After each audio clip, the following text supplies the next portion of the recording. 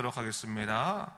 그러므로 우리가 믿음으로 의롭다 하심을 받았으니 우리 주 예수 그리스도로 말미암아 하나님과 화평을 누리자. 사도 바울은 칭의를 하나님과의 화평과 연결시키고 있습니다. 칭의에 있어서 가장 우선적인 복은 뭐냐? 하나님과 화평의 관계를 이루게 되는 것이다. 이것을 얘기하고 있는 겁니다. 이 화평을 우리는 샬롬이라고 부릅니다. 이 샬롬은 구약서부터 선지자들의 끊임없이 선포해온 하나님 나라의 핵심이라고 볼 수 있는 겁니다. 결국 사도 바울은 우리가 믿음으로 의롭다함을 받는 것은 이 세상에서 더 이상 우리를 흔들 수 없는 하나님 나라가 실현되는 것이다 라고 선포하고 있는 것입니다. 특히 사도 바울의 특유한 표현이라고 할 수 있는 직설적인 표현이 여기 있죠. 화평을 누리자라고 말했습니다. 이것은 변할 수 없는 하나님의 확고한 약속이다. 이 화평은 그것을 더욱더 증거하고 있는 것이다라고 볼 수 있습니다. 그리고 사도 바울은 계속해서 2절에서 이렇게 말을 합니다. 2절은 제가 읽도록 하겠습니다. 또한 그로 말미암아 우리가 믿음으로 서 있는 이 은혜에 들어감을 얻었으며 하나님의 영광을 바라고 즐거워하느니라 이야기하고 있습니다.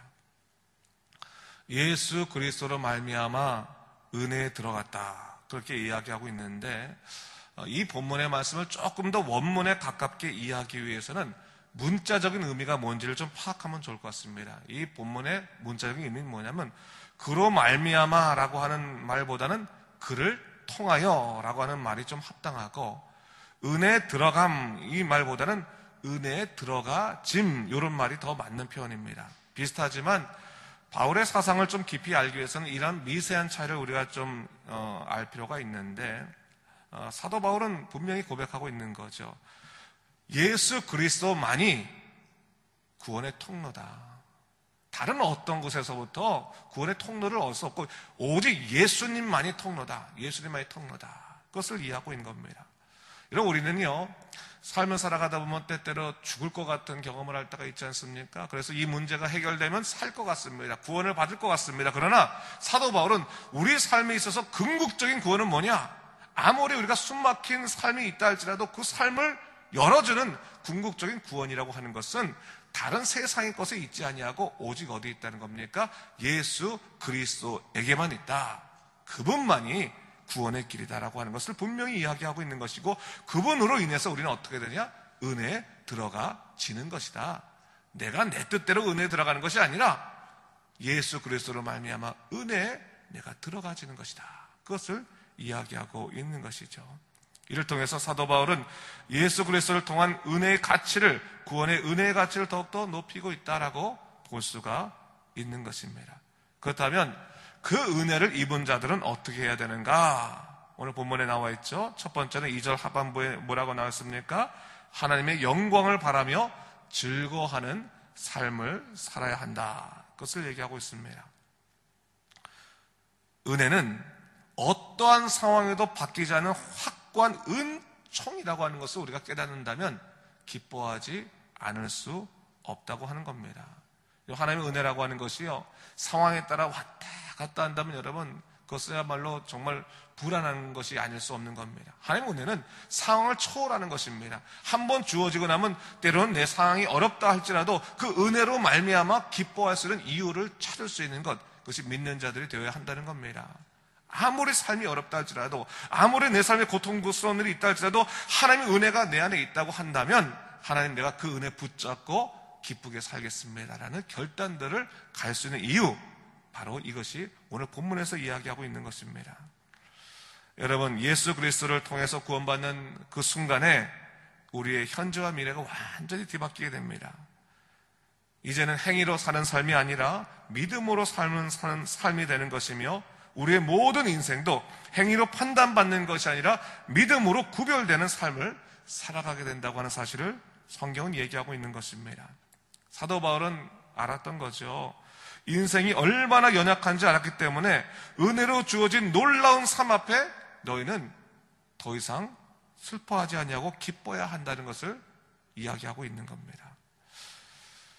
여러분 세상에 슬퍼할 일 참 많이 있지만 슬픔을 멈출 수 있는 가장 큰 이유가 예수 그리스도의 십자가로 인해서 우리가 구원받은 사실이란 것을 기억해야 되는 것이고, 아울러 세상에 기뻐할 일 아무리 많다 할지라도 예수님으로 인해 구원받은 이 한 가지 사실보다 더 기뻐할 것 없다고 하는 것을 우리가 분명히 깨달아야 되는 것입니다.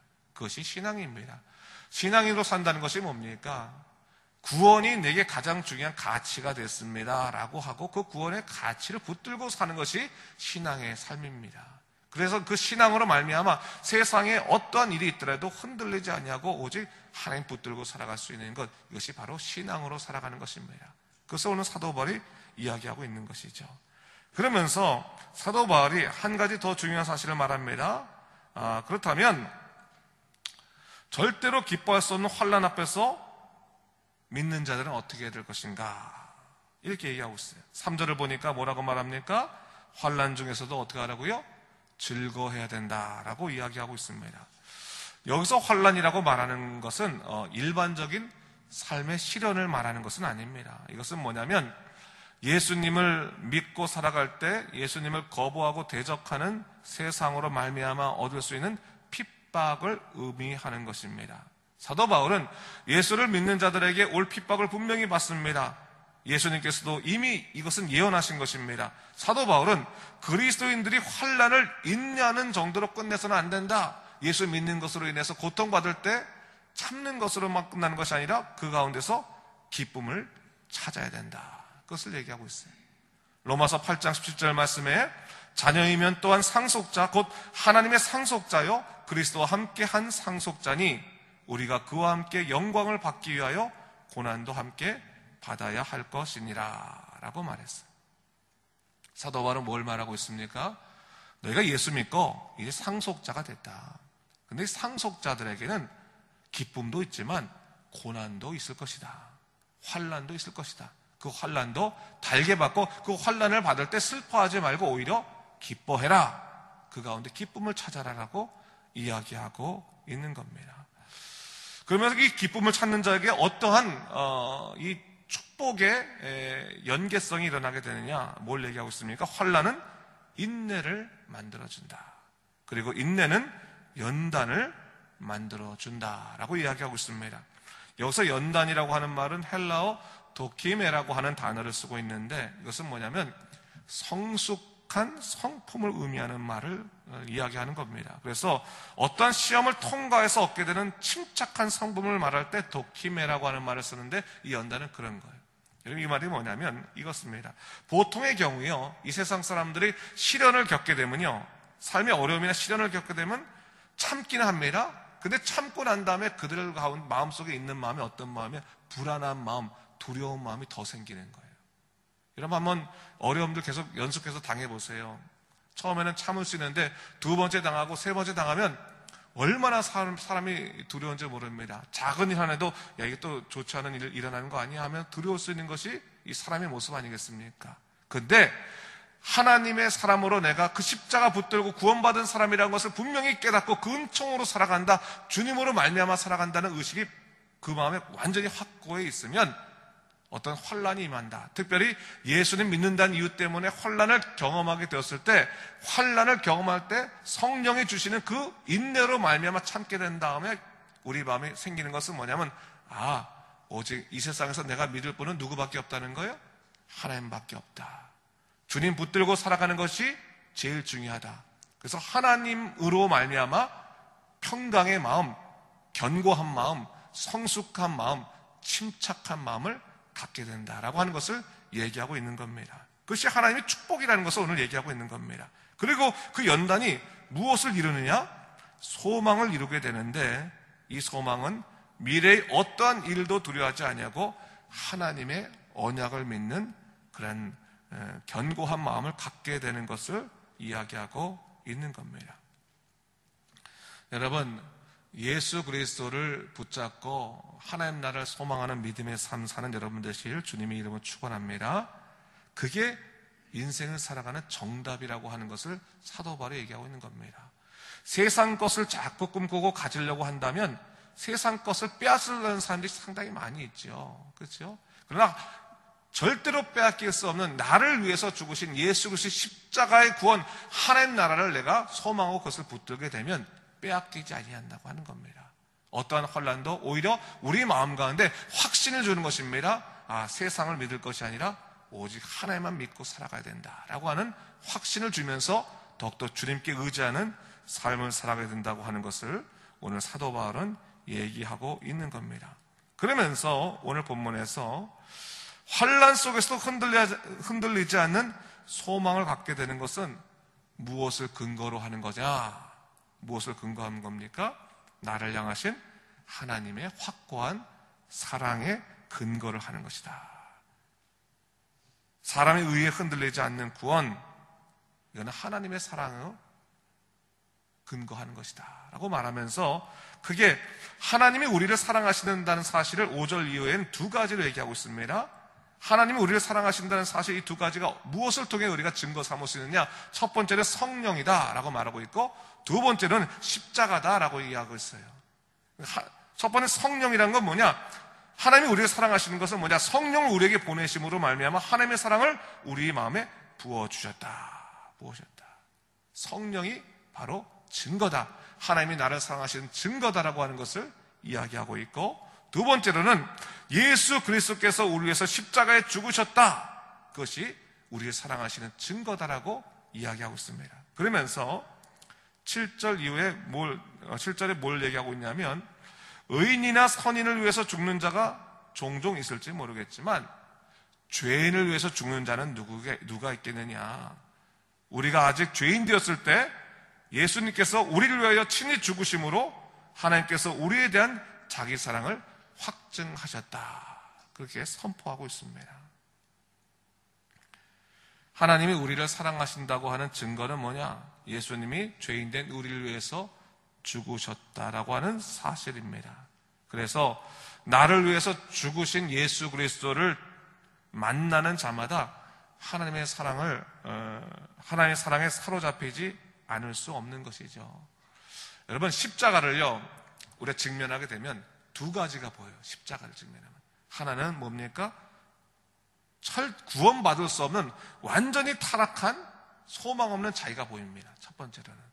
두 번째는 뭐가 보입니다? 그 소망 없는 나를 위해서 자기의 온 몸을 내어주신 예수 그리스도가 보이는 겁니다. 그래서 더 이상 자기를 의지하지 아니하고 하나님만 의지해 사는 삶, 철저히 나를 사랑하신다고 하는 그 사랑의 축복들을 누리게 되는 것이 바로 십자가를 직면하게 되는 사건입니다. 그래서 여러분, 신앙생활 할 때 십자가를 직면하지 않으면 신앙생활을 사실 하는 것이 아닙니다. 십자가를 철저히 직면해야지만 우리가 예수 그리스도의 크신 사랑을 경험하게 되는 것이고, 십자가야말로 하나님의 사랑의 최고봉임을 성경은 우리에게 이야기하고 있습니다. 그러면서 사도 바울이 하나님의 이 놀라운 구원의 과정을 10절 말씀에 이렇게 설명하고 있는데, 10절 말씀은 다 같이 한번 읽어보도록 하겠습니다. 시작. 곧 우리가 원수 되었을 때 그의 아들의 죽으심으로 말미암아 하나님과 화목하게 되었은즉 화목하게 된 자로서는 더욱 그의 살아나심으로 말미암아 구원을 받을 것이니라 했어요. 죄로 인해서 원수된 자들을 회복할 수 있는 길은 뭐밖에 없다? 예수 그리스도의 피밖에 없다. 그런데 하나님과 원수된 우리를 위해 예수 그리스도께서 당신의 피로 화목하게 하시고 그 살아나심을 통해서 우리로 하여금 친히 구원의 길로 이끄셨다라고 이야기하고 있습니다. 그래서 우리 구원받은 자들의 삶이 어떻게 바뀌었습니까? 11절 보세요. 그뿐 아니라 이제 우리로 화목하게 하신 우리 주 예수 그리스도로 말미암아 하나님 안에서 또한 즐거워하느니라 이야기하고 있습니다. 하나님과 화목된 다음에 우리의 삶은 어떻게 바뀌느냐? 하나님 안에서 즐거워하는 삶을 살게 됐다. 구원받은 이에 우리는 어떤 삶을 살게 됐냐? 하나님 안에서 즐거워하는 삶을 살게 되었다. 두 가지를 얘기하는 겁니다. 첫 번째 뭡니까? 하나님 안에 있는 삶을 살게 됐다. 그것을 여러분 잊지 말아야 됩니다. 우리가 이 세상이 바벨론과 같은 세상에 살아가고 있기 때문에 자꾸 넘어질 때가 많이 있는데, 여러분, 예수 그리스도의 보혈의 능력으로 우리는 어느 곳에 산다고요? 하나님 안에 살게 됐다. 첫 번째입니다. 두 번째 뭡니까? 그 하나님 안에서 우리는 뭘 누립니까? 즐거워할 수 있는 삶의 능력을 누리게 되었다라고 하는 것을 얘기하는 겁니다. 상황에 따라 즐거워하는 사람도 있고요. 또한 분명한 변하지 않은 이유 때문에 즐거워하는 사람이 있을 수가 있습니다. 다른 말로 자기의 변화된 인생 때문에 즐거워하는 사람이 될 수 있는 사람이 있습니다. 내가 누구인지 알기 때문에 즐거워할 수 있는 사람이 있습니다. 어떤 사람은 자기가 변화되고 구원받은 놀라운 역사를 입었음에도 불구하고 상황이 어렵다 보니까 즐거워할 이유를 못 찾는데, 여러분, 그런 사람들은 언제나 즐거워하지 못하는 겁니다. 여러분, 즐거워할 이유를 찾아서 내가 즐거워하겠다고 한다면, 여러분, 세상에 즐거워할 만한 사람들이 얼마나 많이 있겠습니까? 그러나 즐거워할 이유가 없더라도 내가 하나님의 사랑하는 자녀이기 때문에 즐거워할 수 있다면 그거야말로 상황이 우리를 건들지 못하는 놀라운 역사를 우리가 경험하게 되는 것입니다. 우리는 변화된 인생을 살아가는 사람이고 선택된 인생을 살아가는 사람이기 때문에 여러분이 예수 이름으로 기도할 때 주님이 들어오시지 않습니까? 여러분, 주님을 붙드시고 오늘도 흔들리지 아니하는 영원한 기쁨들을 누리며 살아가는 여러분 되시기를 주님의 이름으로 축원합니다. 기도하겠습니다. 주 하나님 아버지, 참으로 감사합니다. 오늘 말씀을 통해서 다시 한번 사도 바울이 말하는 구원의 핵심에 대해서 공부하게 하심을 참으로 감사합니다. 주 하나님 아버지, 우리 인생 살아갈 때 정말 상황이 많이 흔들려가는 삶을 살아갈 때가 너무나 많이 있습니다. 그러나 상황이 흔들리지 아니하고 오직 예수 그리스도로 말미암아 살아가는 믿음의 삶 될 수 있도록 인도하여 주시옵소서. 이 새벽에 나와 예수님의 이름으로 기도하는 그 모든 자들에게 성령의 충만한 은혜와 기쁨을 허락하여 주시옵소서. 아버지와 상황이 바뀌기도 전에 우리 심령이 바뀌어서 아버지 여호와의 이름으로, 예수 그리스도의 이름으로 모든 것을 이기며 살아갈 수 있는 이기는 자의 능력을 허락하여 주시옵소서. 세상에 지지 아니하는 믿음으로 살아가도록 오늘도 붙잡아 주시옵소서. 아버지, 구원의 기쁨들을 누리게 하여 주시고 오직 하나님의 나라의 큰 기쁨을 누릴 수 있도록 인도하여 주시옵소서. 감사드리며 이 모든 말씀 우리 주 예수 그리스도 이름으로 간절히 기도드립니다. 아멘.